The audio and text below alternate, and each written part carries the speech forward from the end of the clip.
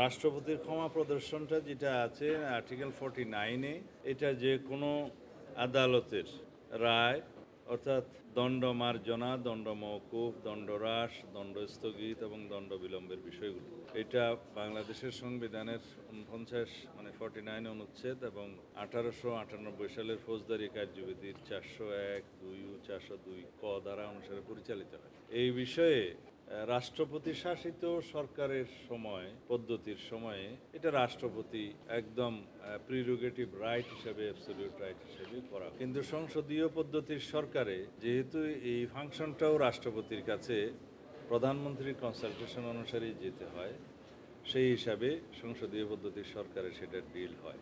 আমরা বিগত সময়ে দেখেছি রাষ্ট্রপতির এই ক্ষমতার যথেষ্ট অপব্যবহার হয়েছে।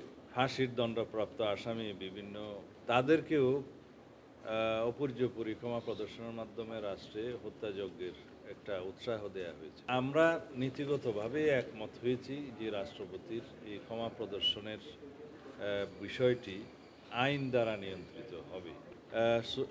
কনস্টিটিউশনের আর্টিকেল 100-এর যে বিধানটা বর্তমানে আছে তার সাথে একটা বাক্য সংযোজন করার বিষয়ে সবাই একমত হয়েছে। তবে রাষ্ট্রপতির এই ক্ষমতা সংসদে প্রণীত আইনের দ্বারা পরিচালিত হইবে, এই লাইনটা সংযোজন করার বিষয়ে একমত হয়েছে। এবং আইনের দ্বারা যে সংসদ যে আইন করবে, সেই আইনটা করার সময় সবাইকে নিয়ে আলোচনা করে এবং সেই আইনকে কতটা সমৃদ্ধ করা যায় যাতে মিসইউজ না হয় সেই ক্ষমতার, সেই বিষয়টা তখন আইন প্রণয়নের সময় দেখা যাবে।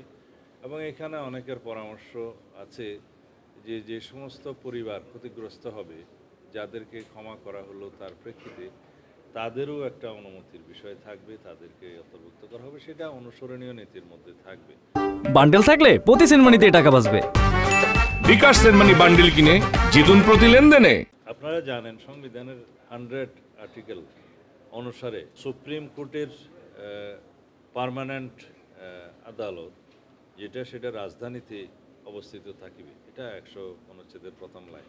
তারপরে বলা আছে যে হাইকোর্ট ডিভিশনের বেঞ্চ রাষ্ট্রপতির অনুমতিক্রমে সময়ে সময়ে ঢাকার বাইরে স্থাপন করা যাইবে প্রয়োজনীয় সংখ্যা। এই বিষয়টাতে আমার প্রথম প্রস্তাব ছিল যে হাইকোর্ট ডিভিশনের বেঞ্চগুলো প্রয়োজনীয় সংখ্যায় সময়ে সময়ে স্থাপন করা যেতে পারে না দিয়ে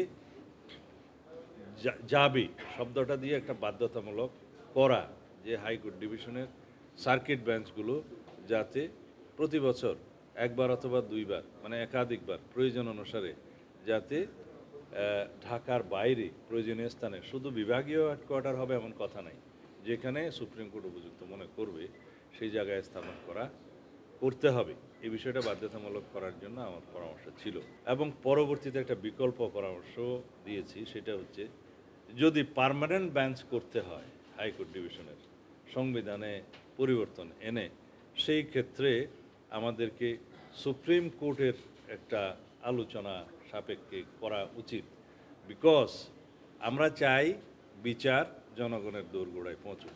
হাইকোর্ট ডিভিশনের বেঞ্চ পার্মানেন্টলি বিভাগীয় পর্যায়ে স্থাপন করতে হবে, তবে জুডিশিয়ারির অর্থাৎ সুপ্রিম কোর্টের অর্থাৎ চিফ জাস্টিসের সাথে আলোচনা ক্রমে কথাটা আপনারা রাখেন এবং সেই আলোচনা করে সুপ্রিম কোর্টকে ইনভলভ করে, চিফ জাস্টিসকে ইনভলভ করে যদি আমরা এই অ্যামেন্ডমেন্টটা আনতে পারি, তাহলে সেটা জনগণের জন্য প্রকৃতপক্ষে একটা বিশাল কাজ হবে।